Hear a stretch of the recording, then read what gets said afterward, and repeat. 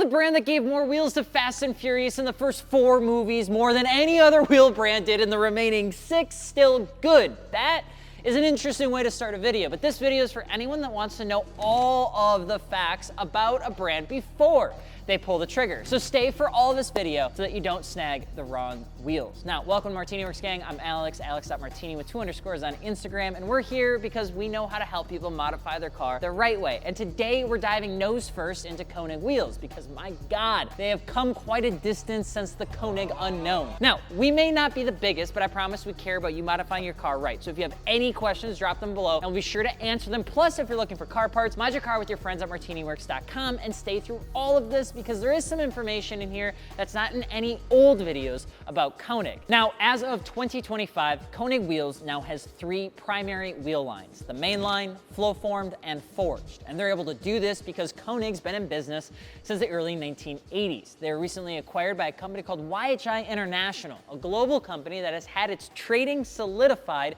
in Singapore. It produces wheels in places like Suzhou, China, Taiwan, Malacca, Malaysia, and produced just a hair more than 2.3 million units per year to OEM and aftermarket industries like Konig, Enki, and OZ Racing. Why the name YHI is important is because in the world of wheel manufacturing, you either get your wheels made at a factory or you own the factory. YHI International owns their factories and have no problem making their own wheels along with manufacturing other folks. What ends up happening is you get a hodgepodge of information, which is why Enkis can sometimes feel the same as Konigs or OZs. While that's not true, some corporate synergies do exist to make these wheels better at a lower price than someone who might start a wheel company third party and then have their wheels, let's say, made in China. And because YHI is producing millions of wheels for OE manufacturers, that also means they have to abide by a much more stringent set of regulations to maintain OE certification. A bunch of that gets passed on to their aftermarket wheel line, such as Konig. It's why they almost feel like a BBS, but at a fraction of the cost. And Konig's been doing this for like 40 years now, and as an OG wheel brand, their price, looks, weight, fitment, and availability make them so damn popular. By the way, if you do have a favorite Konig wheel, or you want us to do another brand, please let us know below. The forged line is the newest line from the brand and is arguably the best value on forged wheels you can possibly snag. As of right now, they have the F3S and F1M, along with the F5R and F6SX coming in May of 2025. Now here's the truth. Dollar for dollar, Konig has the best pricing. The closest competitor we sell would be Apex Wheels. Their EC7RS in 18x11 is $719 a wheel. The F1M in the same size is $590 a wheel. That's $519 of savings on a set of 4. And if you're a nerd like me, the actual math of deciding the price of a Konig is pretty simple. Essentially, just think of each inch in diameter being worth about $103 and each width increment being about $27, okay? So when you think about that, and I'll show the formula right here because I don't want to say it out loud because I sound like a silly, nerdy boy. This graph will actually show you that Konig forged also get competitively priced even better the bigger you go versus the smaller wheels. I did all the math before I actually got to tell you if this was a good deal or not, and the answer is yes.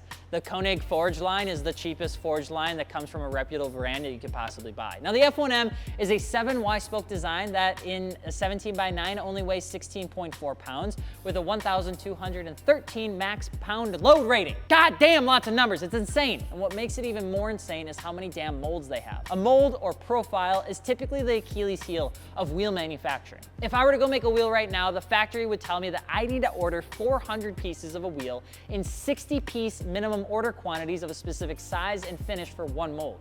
A mold has the concavities and designs already locked in, which means any adjustment or offset on a wheel comes from you shaving the back pad or the thing you mount the hub of your car to. Now, the more metal that's left back there, the higher the offset can be. The thing is it's a bit chunky because it adds weight. You don't get the maximum design out of a wheel, and you're left with a wheel that can have some serious chunk. Overall, you'll see this, and most brands will have around 1 to 3 molds for a popular size, with small brands having 1, like Stage Wheels. They're properly good, but they don't have the capital to make another mold to get a crazy concavity wheel like the Fushi, like a Konig could.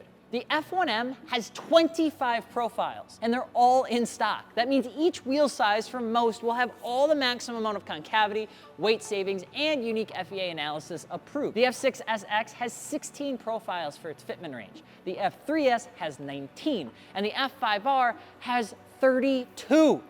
I'm not riding anyone's coattails, but that's insane for Konig to do that for a set of wheels that an 18x10 costs less than a set of Gramlite 57 CRs, which are flow form, the cheaper version. You also get to snag the wheels that have some knurled beat seating to improve tire grip. You get an aluminum O-ring center cap. You get ball cuts across the spokes to disperse stress load, and a reinforced rear flange for increased rigidity, and a little bit of lube so that when you actually go and put the aluminum center cap in, it doesn't actually fit like ass. And you get all of those features on the Forge line. And you might be saying, Alex, the Volk Racing TE37 is better. Maybe you like it from a looks perspective, sure, but the original TE37 is also using a forge press of 10,000 tons, which is the same mold and same pressure that the F1M and the F3S and the others also use. The F3S is the same price, but it doesn't come in black. You do have a windowed 5-spoke, and I do like this one a little bit more from a design perspective, but it is ultimately up to you. The F6SX and F5R are both new, with the F6SX being an 8-spoke and a bunch of color options, very tapered. I think it's really pretty. And the F5R is a 9-spoke with a spoke design that extends a little bit and has a little bit of a less aggressive mounting hub area, which gives it more of like a show style look. And if you remember, when the Flowform wheels came in the mid 2010s, it was insane. The Flowform wheels were insanely light, and they came at a fraction of the cost of what other wheel manufacturers were doing. These forged wheels are the next step, and honestly, the reason I'm spending so much time on it is because it's probably one of the best value per dollar on wheels you can get right now. And if you want to know more, we did an unbox on 2 of them over on the Martini Works Unbox channel that we will link here. Do keep in mind though, honestly, you don't need these unless you're trying to buy something you'll never need to worry about again. They are over-engineered for street use, and while they now have fitments for Corvettes and Porsches even, most of those who would actually want this wheel is for somebody who plans to stuff a ton of time and perseverance into a single platform, not somebody who buys and sells cars 20 times a year. The Flowform line, on the other hand, has 14 models and is about half the price of forged. You still get a forged-like barrel, but the face is cast, and they end up blowing up if you do hit them hard enough, much like any other Flowformed wheels. Konigs are strong, they're not impregnable. The 2 newest kids on the block here are the Hyperspec and also the Aries, which is like a Euro wheel car. That's kind of new for me. But the MRK1 is a fan favorite with an optional aero cover, which is a plastic aero disc that adds to MRK1 to give it kind of a different look. As I'm sure you're already rolling your eyes at me mentioning flow-formed and how it's like some form of act of God, but not all rotary forming is created equal. Where some people might make an 8-inch wheel and flow form out 2 inches of it to make it flow form to save on manufacturing costs, because that takes time, Konig's flow form is a multi-step, and more than 70% of the barrel is rotary forged, which means they are properly light and they do it the right way. The Mark I, the Hypergram, Ultragram, Heliogram, Ampliform, and Decagram are some of the most popular models here, with the Countergram, Hexaform, Neoform, Renform, and Dialin being a little bit slower moving. With the Flowform line, you still get a nice cap, you still get some good concavity, which they denote in the SKU letter of A or B. A profile meaning a flatter spoke design, which is more for higher offsets and brake clearance, and B profile, which is deeper and more concave of a setup. I had A profile on my GRD6 in the front, and then B profile on the rear, which gave it a very hot look, and I thought it was perfect. Mainline is their 3rd lineup. It's the most affordable lineup, and it's that way because the wheels are typically smaller, narrower, and older in design than their Flowform lineup, and they're also cast. With 18 different designs, you're gonna see some replica designs hiding in here as well, along with standard fitments like the 18x8, 18x9, and 18x10, but what makes these wheels good is they're cheap, $650 up to $1,100. Forged is $2,200 to $3,200, Flowformed is $800 to $1,500, and Mainline is $650 to $1,100. The center caps in Mainline are plastic, the molds are pretty conservative for concavity, and the finishes are limited. The designs, we would say, are probably a bit more dated in this lineup in 2025 are the Backbone, Control, Crown, Incident, Illusion, Impression, Lace, and Intention. Scott, we gotta work on those names. The Diverge, the Helium, Lightning, Myth, Oversteer, Runlight, Tandem, SSM Lockout, and Rewind are probably the most popular, with the SSM being a work design, Lockout being a full form style design, the Rewind looks like an RS Watanabe, Lightning is a work D9R, and the rest are pretty standard looking, and they definitely look good. The #1 reason you buy them is because they're a good price point. But for most of us, we'd be looking at snagging these if we're looking for a set of standard, easy to throw on aftermarket wheels. Nothing more and nothing less. The #1 thing we see people get confused with is Konig understanding why the pricing is so wide, and if they really are any good, because if you don't know the model names, a $300 set of wheels on a $3,000 set of wheels is very confusing. Why you'd want to use Konig wheels comes down to if you think of yourself as a certified race car driver. You have $1,200 burning in your pocket and you don't want to buy an ugly set of wheels. If you graduate to understanding that wheel weight is like Rock Lee before he dropped the weights when he was fighting Gara, then you'll want to be looking at the Flowform lineup as the best place to start.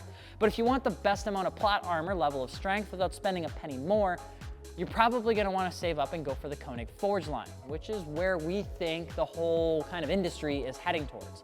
The worst thing about Konig is that they're functional-oriented designs, which means that they don't always look good on everything. But if you can manage to modify your car the right way at Martini Works, you won't be disappointed in the ones that you end up picking up for your car. How do you know if something like this would look good on your car?